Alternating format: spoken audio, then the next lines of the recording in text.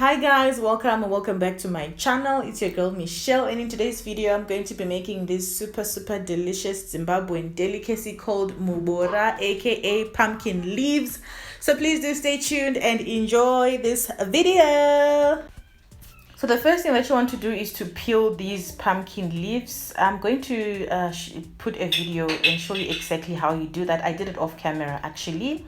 Next step is to cut them into chunkable pieces. You can decide to tear them apart with your hands if you're feeling violent.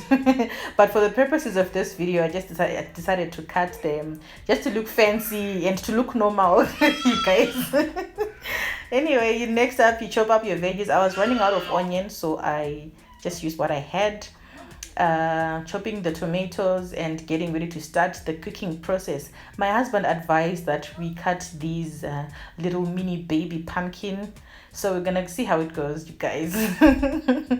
So this is what we have, and in boiling water you're gonna want to add bicarbonate of soda, just a little bit, maybe half a teaspoon to be precise, and then you move on to add the pumpkin leaves, followed by the little baby pumpkins and your onion and tomatoes. The purposes of the baking soda is to speed up the cooking process and make sure that everything is cooked evenly. This is just one reason why I know, you guys. If you know any other reasons why you guys put baking soda, please do tell me in the comment section down below.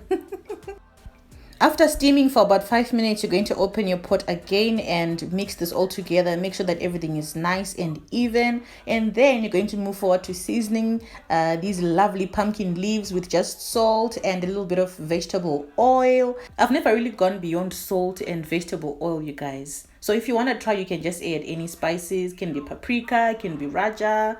It can be any leaves or whatever that you have. Let this cook for a few minutes. This should take about 10 to 15 minutes, 20 at most.